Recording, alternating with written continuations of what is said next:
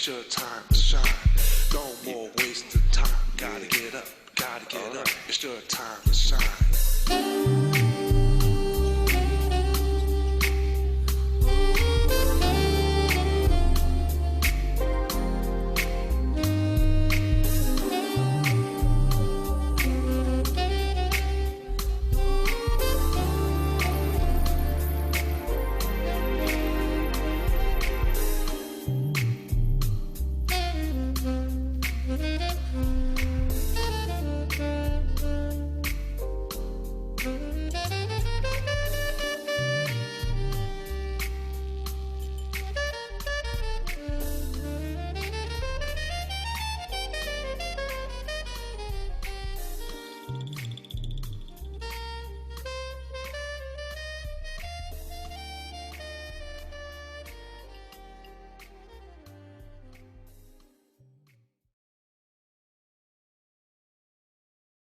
Terence Blanchard, the sucker.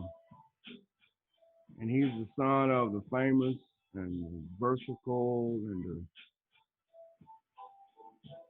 very talented songwriter, composer, Terence Blanchard.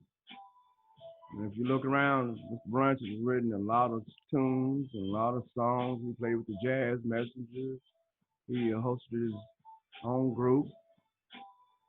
And he's a prolific and very talented songwriter and composer. And I did a little study on him. I found out he grew up in New Orleans, and you know that area is real engrossed with a lot of talented people, and he's been surrounded himself with a lot of talented people during the past. And I'm just waiting on Mr. Blanchard to come in right now. You know, if you hearing me right now, you see me right now. A real famous entertainer, composer, trumpet player by the name of Terence Blanchard. And a lot of you know him from some of those Spike Lee films that he written the soundtrack to.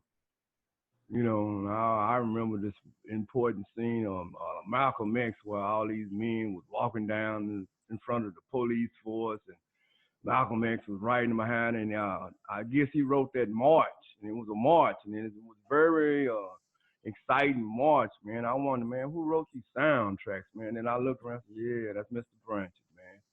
Yeah, he's a very, very talented writer. I've been watching him a long time, and so when I started doing these interviews, I started thinking about what would it do and what would it take for a person to be a son of a very important star.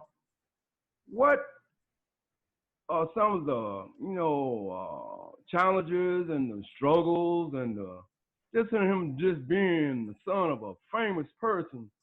How do you, as a human being, and as basically when you want to try to set your own path, how do you handle all this that's going on in life, you know? And so basically, I introduce yourself now. I'll let you talk, and now you can talk a little bit. Oh, well, my name is Terence Blanchard II, and I appreciate the intro. And I'm currently following the footsteps of my dad, not so much in the film scoring arena, but as far as music, I fought it for a little bit, but I couldn't fight it for long. So the bug got me, and I'm currently working on music myself. Okay, I read this a while ago. It said that you go by another name? Yeah, stage name, JRei Oliver. J. Oliver, yeah. So you're a spoken word guy. You're a composer. Yeah. Poet. Correct. Poet. Correct. Yeah. That's a good thing. You know what I'm saying? Most of our songs, anyway, mostly came from poetry. You know, he just put music to it. You know. So what I'm gonna do now? I'm gonna let you talk now. Give us like a little bio on how you came about, living up under Mr. Blanchard and where y'all really originated from, you know. Okay, well, my dad from New Orleans, my mom's from New Orleans. I was born in Brooklyn, New York, and lived there for a little while, but moved back to New Orleans when I was little. But coming up under him, it has its ups and its downs. It's good. You get recognized certain places, and you get to meet a lot of cool people and see some cool things. But it also comes with a certain level of expectations that people have from you, and it comes with kind of trying to see who means well and who doesn't mean well. Some people tried to use me early on just to get to my dad, but as far as he goes, he's just a cool guy. If you ever get the opportunity to speak to him, he's Mm-hmm. very chill, very laid back. Like you wouldn't know he's done the things that he's done because he's not like gonna throw it in your face. Yeah, yeah, He's just a yeah. You cool, know, laid back I met kid from I New York. met I met Winford Mercedes a couple of years ago, and I Hmm. found out he's a real laid back person. And all you Yeah, when you look at him on on film and on TV and everything, you figure, man, this guy he's so intense. He acts intense. And then when you right, get to know him, man, he's a real downhearted guy, man. I got to talk to him. And I guess everybody that come from New Orleans is like that, man. Well, they're real home folks. I put it like that. I live in yeah, Texas, Terrence. And we have a lot of, I would say a lot of musical challenges. Uh, when hmm, Katrina happened, a lot of people influxed in our area, and it kind of intermingled with the culture from New Orleans into Texas, and we got yeah. exposed to a lot of new musicians. You might know one of them guys. It's a guy I met. His name is Thaddeus Ford. You know him? He plays the Oh yeah, yeah, trumpet. yeah, yeah. Yeah, Trumpet, yeah, yeah. Trumpet player. Yeah, he's real good, man. And so I got to meet a lot of people, man.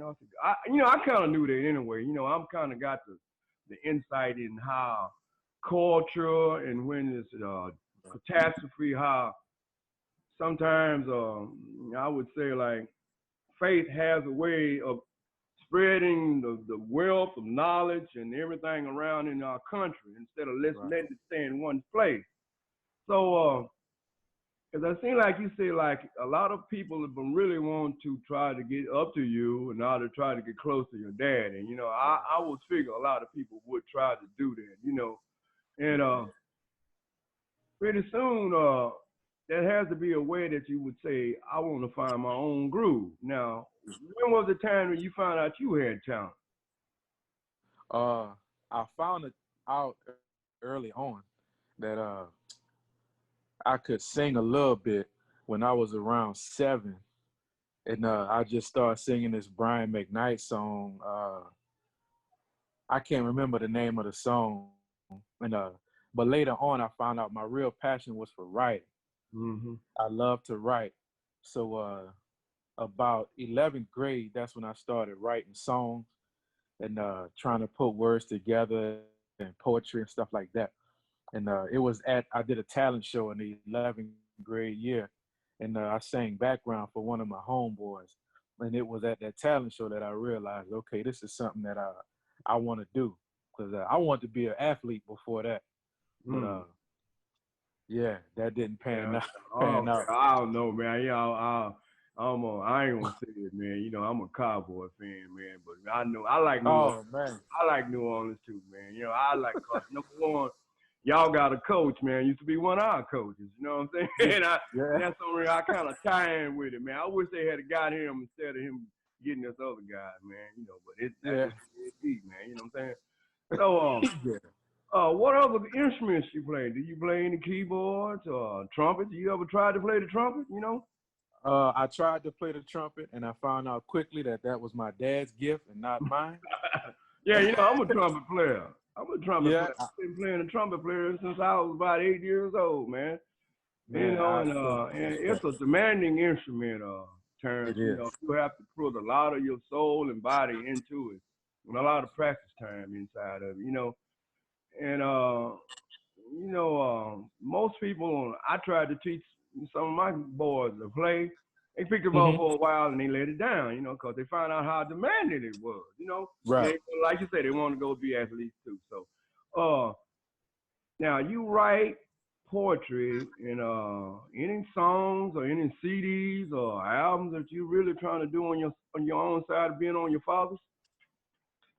Yeah, I'm working on a EP now, and I'm enjoying the process. You know, I put out one a few years ago, and I also wrote and composed a song on one of my dad's previous CDs called Breathless.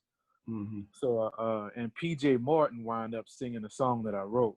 And I also did spoken word on that CD. And that kind of furthered the bug into me wanting to really try my hand at my own music and seeing what that process is like, is putting my own body of work together. Yeah, yeah. Okay, now I know I saw. You know, I do a little bit of surfing before I start interviewing people, and I noticed that you and your mom and your dad, basically they came from New Orleans, but you grew up in New York. Did she follow you to New York, or you followed him to New York? And what made you go back home? Well, I was born in New York, and that's where my dad was at the time. Uh He huh. he moved from New Orleans to the Jersey area to go to college initially, and Mhm. then from there he went to New York and stayed there and was doing gig work, and that's where he met Spike Lee, and that's where that relationship started. So I think that kept him in New York for some years, where him and my mom had me, and just a few years after I was born, they decided to relocate back to New Orleans, and Mhm. he decided to try to build what he can build here in the city.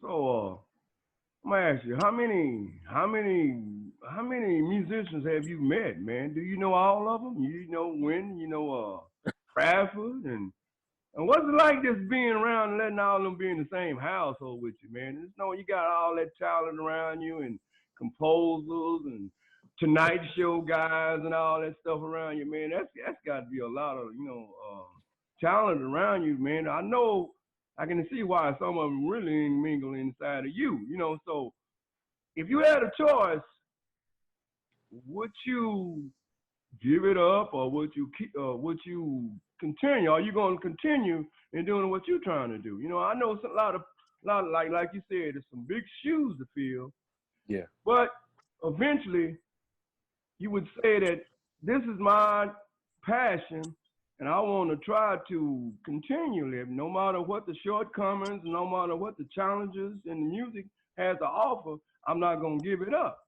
Right. What are some of the main problems you have in trying to, just being a performer? You know, I know club work and sometimes agents Hmm. and right now we're going through a pandemic and I know there's no way to work right now, you know, and a lot of people are inside their homes and they've been woodshedding and practicing and it's about to Right. go wild, man. And I know you probably got some stuff in the can that you want to do too, you know. Yeah. So Yeah. how are you handling this? Uh, this I'm handling by, like you say, woodshedding. You know, staying on my craft and really taking this time to be a lot more introspective as Mm-hmm. far as still work on my craft and try to get better, but also uh, work on my purpose and what it is that I want to say in my music and what's the message that I'm trying to convey and the emotions that I want the listener to feel when I decide to sit down and craft these words and these songs. This quarantine has kind of showed me or allowed me the time to really, really, really get introspective and kind of build up the courage to include things that I usually wouldn't in my songs, such as faith, politics, what's going on in society, and yeah, I just been using this time to just write and build up the courage to say those things. Yeah. Okay, now we're gonna talk about a little personal stuff. You married? You got kids? Yeah, I'm married with two sons. 2 sons.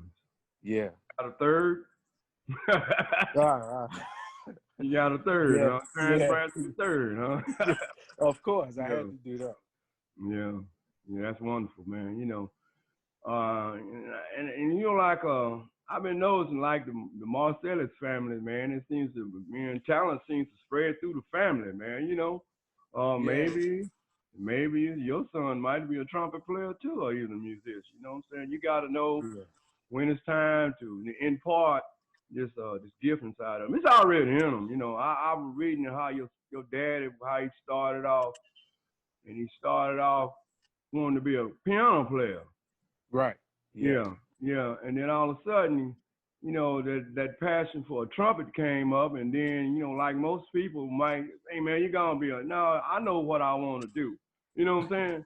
I yeah, want to play the trumpet, but right, basically when you're a musician, keyboard is number one, it's the basics of all the learning and the writing yeah, skills. You have to be a Pacific in keyboard and piano in right. order to write tunes. So he did the right thing. Mm. Sometimes God has a way of just structuring and developing your growth, and you really don't know what's going on, but you're just going along with the flow. Right, And so we're saying in your career, uh, you just took another path through poetry, and maybe there's somewhere there's somebody you can really get with, and also they help you do a lot of things that you really want to do. So we're gonna name some. What's some of the works you got now? Name a couple of poems or something you want to say. Or either you want to try to flow a little bit. Show me something, man. Show me something. I know I'm well, kind of putting you on the spot with it, man, but you know what I'm saying? yeah, I mean, you know, yeah. I don't have one off the top, but I do have one. It's on my dad's. It's the first album he did with this the new band he has, the E Collective. E And Collective. it's a yeah, it's a Terence Blanchard and the E Collective. It's an album he has called Breathless. Mm-hmm. And that album was it came from when the police shootings and everything first started gaining a lot of notoriety. Yeah. This was his offering to the world and just trying to musically say what needs to be said. So I actually wrote and did poetry on the title track on that album, Breathless. And he has another one on there, Samadhi, and I'm doing spoken word on that one as well. Yeah. Yeah. Well, I believe that music and politics, it has a way of just intermingling with each other. It's kind of hard to keep out of, because, Right. Right. you're writing about stuff, and basically most musicians play from our soul anyway. Yeah. We just like, I would say like, we see things that other people don't see, Correct. Yeah. and that's why sometimes they figure out, well, we act kind of, way out there, man. I remember when I first started studying jazz, and I used to read about all these cats, man. They were, they said they were acting weird, and how Dizzy Gillespie, he acted kind of strange, but his mind was up there, man. He was probably 20 years ahead of everybody else. Right. At the time, people couldn't figure out what was going on, but that was just that calling they had in their lives, that they had to do what basically was inside of them, and just develop this music style in order to be, I would say, like their past founders, Right.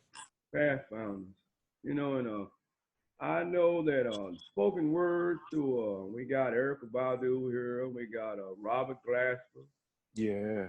all these guys like that. They're right, and they use the jazz neo. They call it neo soul, right? Right. Correct. Yeah, Yeah. neo soul. No, I listened to a lot of the. I remember when Roy Hargrove tried to.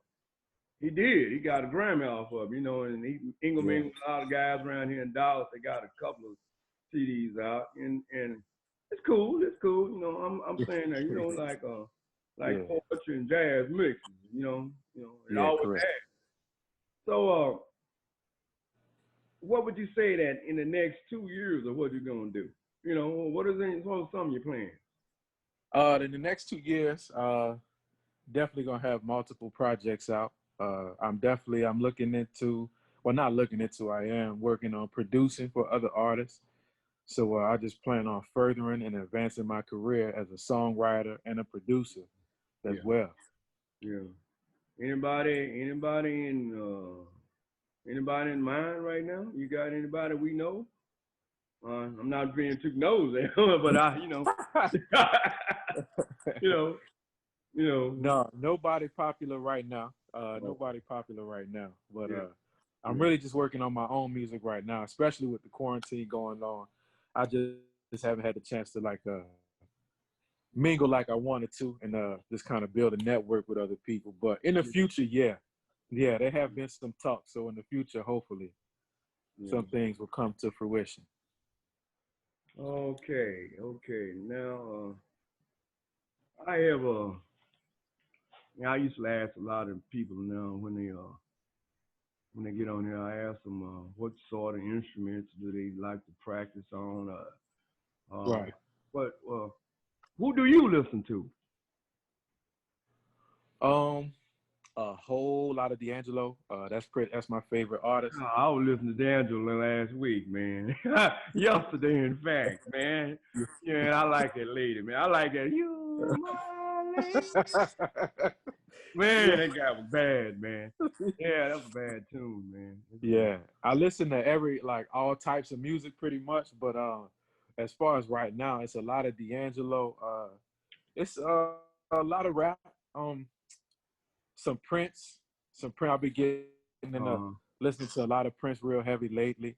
And just some old school, like good, like Isaac Brothers, Marvin Gaye, Donny Hathaway is my favorite singer of all time. Yeah, just as far as lately, that's what I've been listening to. But catch me on another day, and then I'll give you a whole different playlist. Yeah. All right, Terence. It's been a wonderful interview today, and I really appreciate you, being part of what I'm trying to do. And maybe in the future, I'll get back with you again. We'll talk about some of the success that you're having, and we'll have a different interview. And of course, things get a little bit better, man. We get out in the world, and the world gets to be back like it used to be.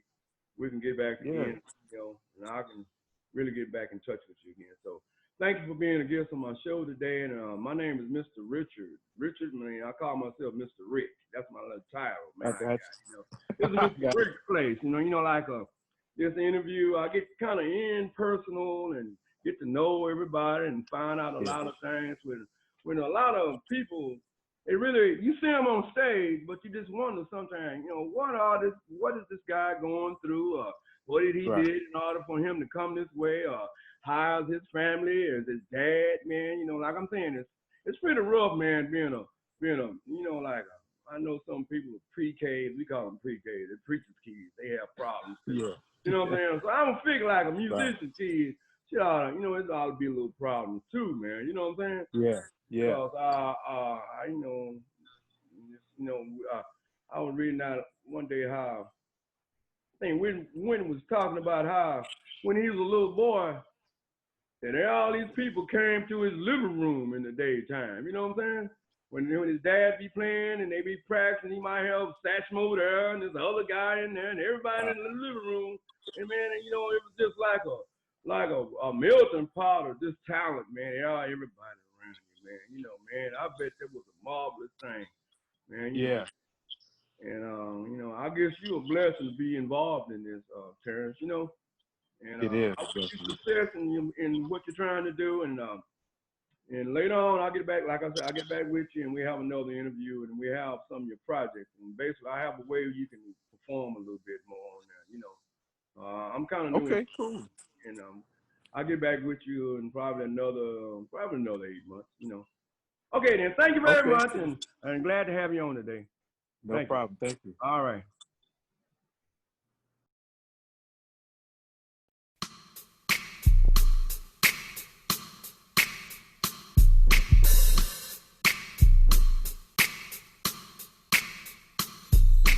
No more wasting time. Gotta get up. You gotta get up. It's your time to shine. No more wasting time. Gotta get up.